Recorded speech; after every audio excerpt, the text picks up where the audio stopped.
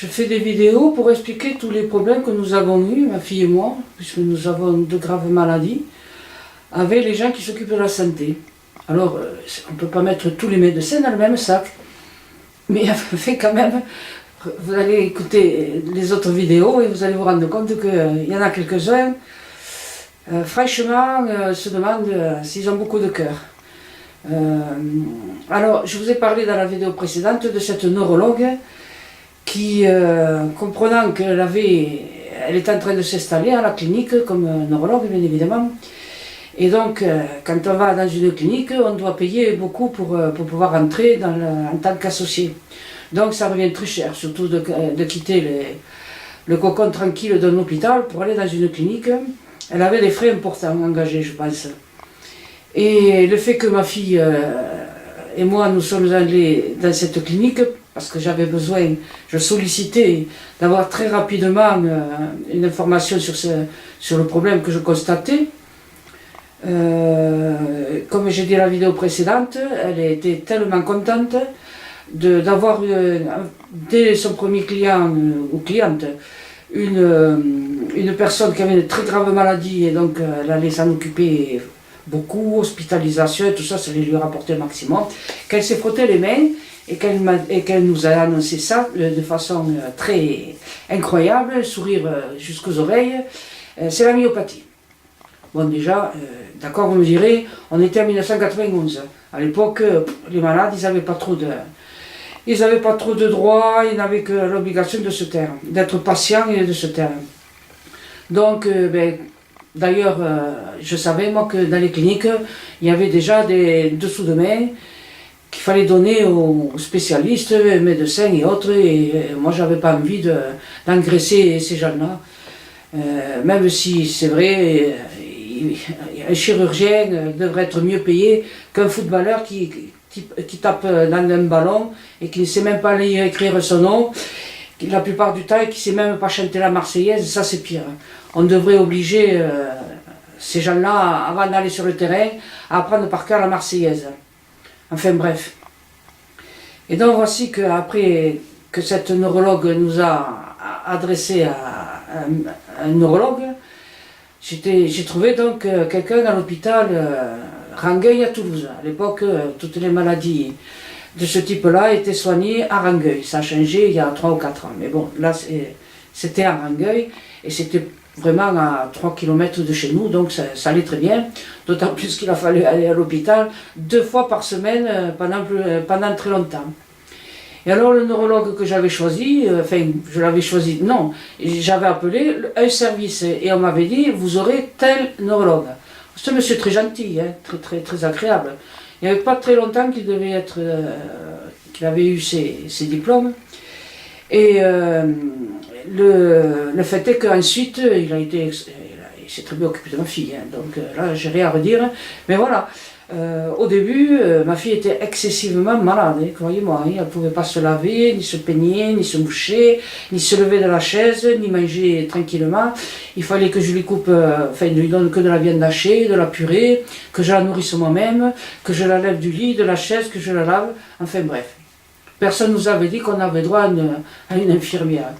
Et en fait, ma fille n'en voulait pas parce que la maladie, nous ne l'avions pas approchée de très près. Donc, voilà. Elle voulait maman et personne d'autre. N'oubliez pas que ma fille avait 20 ans, c'était l'année de ses 20 ans. Et donc, on allait 2 fois par semaine voir ce neurologue. Alors, quand on arrivait, il ne savait pas sourire, cet homme ne savait pas sourire, ce jeune médecin ne savait pas sourire. Donc, rentrait dans le bureau, il prenait ma fille, il faisait un ou deux petits trucs. Il ne prenait même pas l'attention, il n'écoutait même pas son cœur. Il disait, bon, on va faire une prise de sang. Et puis, alors chaque fois qu'on allait, la fois d'après, il regardait dans le dossier la prise de sang. Bon, il hochait la tête, bon, voilà. Et donc, revenait tel autre jour, elle aura droit à une nouvelle prise de sang. Et dans la prise de sang, on dosait les CPK. Alors, ceux qui s'y connaissent, hein, qui donnent des explications, mais bon, moi, il n'y avait que ça que je savais, il fallait que les CPK y baissent. Ma fille en avait une hauteur de 25 ou 40 000, je ne sais plus. Il a fallu des années pour que l'inflammation baisse et que le taux de CPK devienne à la norme. Mais alors, pratiquement 8 ou 10 ans. Et donc, les premiers temps, elle a eu de la cortisone à haute dose, en cachet, et elle est devenue, bien sûr, énorme, avec le visage, comme on dit, lunaire. Et donc, on continuait à suivre les indications de ce jeune médecin. Il disait bonjour, au revoir. Il n'a jamais donné, au début, les premières années, un signe d'encouragement. Et même, à 2 reprises, alors ça c'est vraiment quelque chose que c'est quand même choquant hein, quand on entend ça. À 2 reprises, quand il venait, nous on attendait la salle d'attente, et puis des fois c'était des heures et des heures. Hein, on avait rendez-vous mettons à 10 heures et on passait à 11h30, midi. Il lui est arrivé à 2 reprises, en allant chercher d'autres patients, de voir ma fille et de faire « Eh bien t'es là toi ?» Ou alors la fois suivante, « Eh bien t'es encore là ?» D'un air de dire « Ah mais t'es toujours vivante ? Ah bon, eh ben, t'as de la chance, avec la maladie que tu as, tu ne devrais pas être là. » Voilà, ça c'est quand même assez choquant. Hein. Ça arrive d'être choqué par des médecins, je mettrai d'autres cassettes.